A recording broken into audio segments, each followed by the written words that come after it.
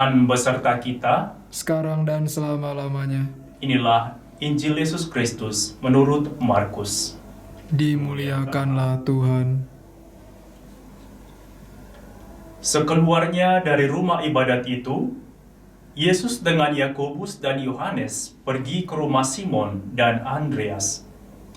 Ibu mertua Simon terbaring karena sakit demam. Mereka segera memberitahukan keadaannya kepada Yesus.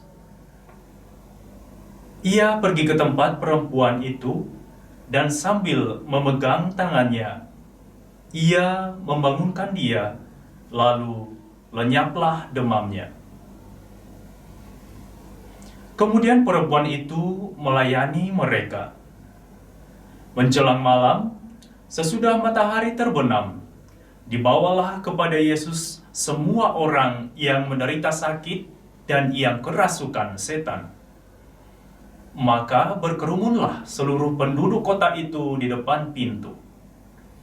Ia menyembuhkan banyak orang yang menderita bermacam-macam penyakit dan mengusir banyak setan. Ia tidak memperbolehkan setan-setan itu berbicara, sebab mereka mengenal Dia. Kemudian pagi-pagi benar, waktu hari masih gelap, ia bangun dan pergi keluar. Ia pergi ke tempat yang sunyi dan berdoa di sana. Tetapi Simon dan kawan-kawannya menyusul dia. Waktu menemukan dia, mereka berkata, "Semua orang mencari engkau."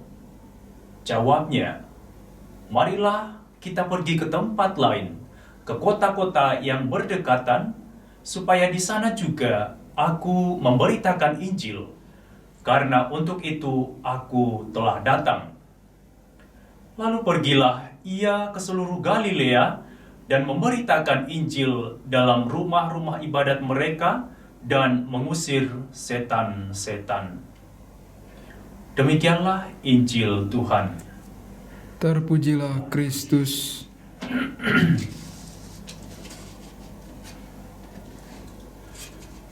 Bapak, Ibu, saudara-saudariku yang dikasihi Tuhan, tentu kita masih ingat dengan kisah hidup Ibu Teresa dari Kalkuta. Ia adalah seorang anggota suster-suster dari biara Loreto. Di usia yang ke-36 tahun, ia sudah menjadi seorang suster dan memangku jabatan sebagai seorang kepala sekolah. Namun, ketika ia sudah menjadi suster, ia mengalami pergulatan hebat. Ia mengalami panggilan Allah untuk melayani mereka yang termiskin di antara kaum miskin. Kemudian panggilan itu ia yakini sebagai kehendak Allah. Panggilan Tuhan itu membuat Ibu Teresa harus melepaskan kedudukannya selaku kepala sekolah, tetapi juga meninggalkan ordonya yang sudah lama ia hidupi selama bertahun-tahun. Ia merenungkan bahwa Tuhan menghendakinya untuk keluar dari zona nyamannya dan pergi melayani orang-orang terlantar di Kalkuta.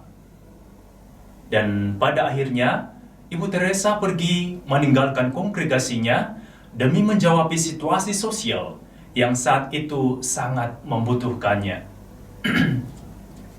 Bapak, Ibu, saudara-saudariku yang dikasihi Tuhan, dalam Injil kita mendengarkan bagaimana Yesus melaksanakan pengajarannya di kota-kota lain sambil menyembuhkan dan mengusir setan. Setelah penyembuhan di rumah mertua Petrus dan orang-orang lain, dikisahkan bahwa pagi-pagi benar ketika hari masih gelap, Yesus mengawalinya dengan berdoa di tempat yang sunyi. Berdoa pada pagi-pagi benar menggambarkan relasi Yesus yang sangat akrab dengan Bapanya. Dalam doa, Yesus mencari apa yang dikehendaki Allah dalam dirinya. Kekuatan Yesus adalah doa, di mana melalui doa, ia menyatakan tujuannya untuk memenuhi kehendak Allah. Ketika Yesus sedang berdoa, tiba-tiba Simon dan kawan-kawan datang mencari Yesus. Yesus dicari karena pengajaran dan penyembuhan yang telah dilakukannya membuat banyak orang takjub. Yesus dalam hal ini menghadapi godaan, ya, tentu saja godaan ketenaran semacam itu. Orang-orang mencari Yesus untuk melihat dan mengagumi mujizat-mujizat yang telah dilakukannya. Oleh karena itu, Yesus meninggalkan rumah Simon, dan orang banyak yang datang dari segala penjuru, dan kemudian ia pergi mencari tempat yang sunyi untuk berdoa. Bapak, Ibu, Saudara, Saudariku yang dikasihi Tuhan, melalui ajakannya dikisahkan bahwa ia harus pergi ke kota-kota lain untuk memberitakan Injil, karena untuk itu ia telah datang. Yesus tidak membatasi pemberitaan kabar baik hanya di Kapernaum, tetapi pemberitaan kabar baik itu mencakup seluruh tempat atau wilayah tanpa terkecuali. Artinya bahwa kabar baik itu diperuntukkan bagi semua orang, supaya semua orang percaya kepada Injil, semua orang percaya pada Allah. Dan kita tahu bahwa pada akhirnya Yesus pergi ke seluruh Galilea dan memberitakan Injil di rumah-rumah ibadat mereka dan mengusir setan-setan. Bapak Ibu, bagian ini menunjukkan ketaatannya pada kehendak Allah Bapa. Ketika Yesus tahu apa yang dikehendaki Allah dalam dirinya, ia tidak mengulur waktu atau mengikuti kehendak orang banyak. Ia tetap melakukan misinya, meskipun mungkin ia akan mengecewakan banyak orang atas kepergiannya ke tempat lain. Yesus taat pada kehendak Bapa yang mengutusnya untuk memberitakan kabar baik kepada semua orang. Bapak, Ibu, Saudara, Saudariku yang dikasihi Tuhan, gereja merupakan kumpulan umat Allah yang sehati sejiwa mempersembahkan hidup dan karya kepada Allah.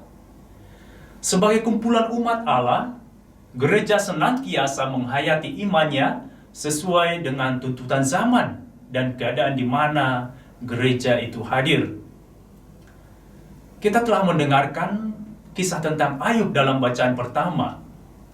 Ia menerima penderitaannya sebagai bagian dari rencana Allah atas hidupnya. Ia mau keluar dari kehendaknya sendiri dan mengikuti kehendak Allah.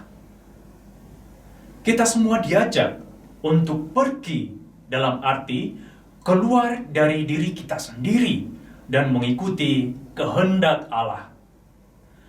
Kalimat yang diucapkan imam sebagai pengutusan dalam perayaan Ekaristi berbunyi demikian: pergilah, engkau diutus. Artinya kita semua diutus untuk pergi. Kita semua diutus untuk melaksanakan amanat kehendak Allah yang diterima saat perayaan liturgi. Bapak, Ibu, Saudara, Saudariku yang dikasihi Tuhan, kita hendaknya mau keluar dari zona nyaman dan berani diutus untuk melayani orang lain serta berkorban untuk orang lain. Setelah berdoa, Yesus menemukan amanat perutusan bahwa ia harus pergi ke kota-kota lain untuk mewartakan Injil. Setelah perayaan liturgi, kita pun diutus untuk berkorban demi orang lain. Gereja atau kita semua diajak untuk memberikan waktu, tenaga, pikiran untuk orang lain yang membutuhkan.